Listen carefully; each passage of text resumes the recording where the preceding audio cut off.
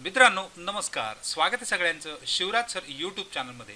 ITI admission 2025 या वर्षीच्या सत्रामध्ये जाऊ ITIच्या गावा या सदराखाली आपण बघतोय. तर फॉर्म भरताना मुलांच्या शंका आहेत.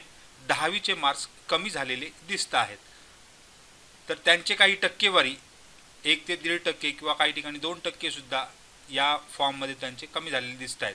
तर असे सगळ्यांचे मार्क्स कमी का होत आहेत, यांचे कॅल्क्युलेशन कशा प्रकारे असतं हे या व्हिडिओमध्ये डिटेलमध्ये बघणार आहोत. तर जाऊ डायरेक्ट डिटेल व्हिडिओकडे. तोपर्यंत तुम्ही चॅनल नवीन असाल तर सबस्क्राईब करा, ऑल नोटिफिकेशनला क्लिक करा, म्हणजे तुम्हाला सगळ्या नोटिफिकेशन मिळत जातील. व्हिडिओ आवडल्यास लाईक शेअर कमेंट करायला विसरू नका. रोजच्या अपडेटसाठी तुम्ही टेलिग्राम आणि व्हॉट्सअप चॅनलला जॉईन करू शकता. सगळ्या लिंक खाली डिस्क्रिप्शनमध्ये दिलेल्या आहे. तर मित्रांनो, या ठिकाणी बऱ्याच मुलांच्या शंका आहेत की आपण ज्यावेळी मार्कशीट भरतो, म्हणजे मार्कशीटप्रमाणे ITIचे मार्क्स भरतो. आता एक मार्कशीट आहे, यामध्ये 63.60% प्रत्येक या विद्यार्थ्याला 318 गुण 500 पैकी मिळालेले आहेत. आणि ITIच्या फॉर्ममध्ये अशा प्रकारे जे दिलेले आहेत, लँग्वेज किंवा जेवढे विषय आहेत तेवढे मार्क्स या ठिकाणी एंटर केलेले आहेत. आणि त्यांची बेरीज जर बघितलं 600 पैकी 374 आणि या ठिकाणी 500 पैकी 318 दिसते आहे. जर आपण याचं कॅल्क्युलेशन केलं तर इथे मात्र टक्केवारी कमी झालेली दिसते. आता इथे 318 दिसत आहेत आणि विद्यार्थ्यांच्या शंका आहेत की इथे ज्यावेळी आपण 500 पैकी बघतो त्यावेळी 311 दिसत आहेत.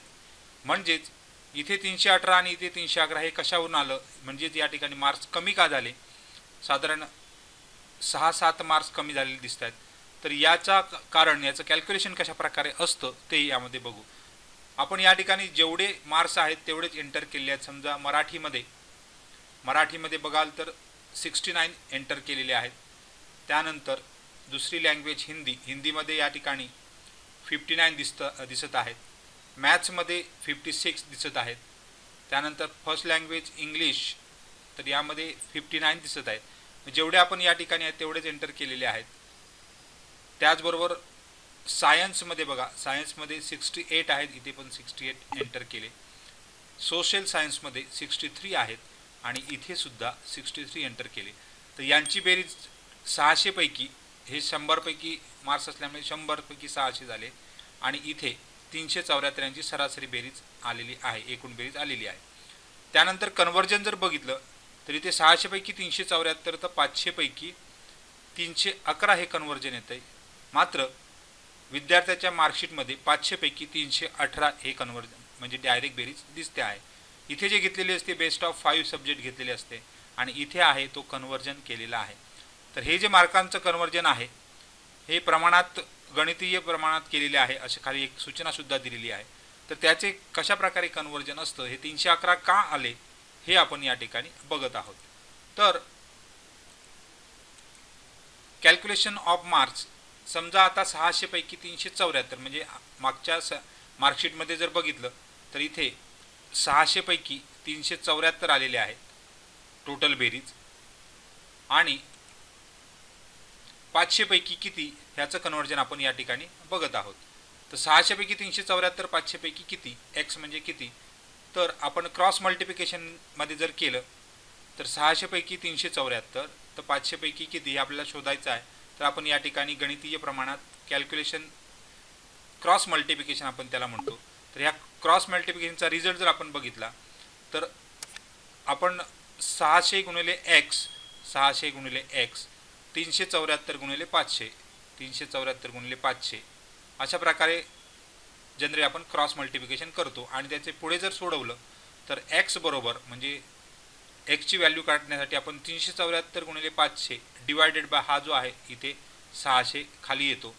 आणि यांचं टोटल कॅल्क्युलेशन जर बघितलं तर 311.667 जे त्या मार्कशीटमध्ये किंवा कॅल्क्युलेशनमध्ये आहे ते या ठिकाणी तुम्हाला दिसतं आहे. म्हणजेच SSCचं पर्सेंटेज ITIच्या फॉर्ममध्ये तुम्हाला 311 दिसतं आहे. 311.667 हे 500 पैकी आहे आणि 62% त्याची कॅल्क्युलेशन होईल. जर आपण पर्सेंटेज काढलं तर त्याचं 62% होईल. आणि मार्कशीटमध्ये मात्र 318 कॅल्क्युलेशन दिसत आहे, जे ॲक्च्युअल 5 सब्जेक्टचे मार्क्स घेतलेले आहेत आणि त्यांचं कॅल्क्युलेशन केलं तर 63.60% येतं आहे. म्हणजे या ठिकाणी काही थोडासा 1% फरक पडतो आहे फक्त डायरेक्ट कन्व्हर्जनमुळे. हे सगळ्यांच्या मार्कशीटमध्ये होणार आहे.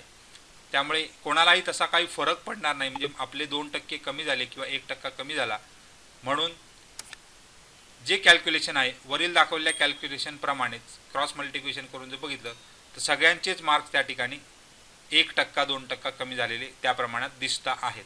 त्यामुळे यामध्ये मेरिटनुसार पूर्ण ॲडमिशन असतं, त्यामुळे याचा काही मेरिटवर तुमच्या मेरिटवर फरक पडणार नाही याची या ठिकाणी काळजी घेतलेली आहे. त्यामुळे ज्या शंका आहेत त्या अशा प्रकारे तुम्ही क्लिअर करू शकता. तर काही अजून डाऊट असतील तर सगळ्यांना खूप खूप शुभेच्छा आहेत. काही डाऊट असेल तर कमेंट बॉक्समध्ये कमेंट करा. पुढचा आपण व्हिडिओ घेऊन येत आहे मनपसंत ITI ट्रेड कशा प्रकारे प्राप्त करायचा. तर चॅनल नवीन असाल तर सबस्क्राईब करायला विसरू नका. सगळ्यांना खूप खूप शुभेच्छा आहेत. धन्यवाद.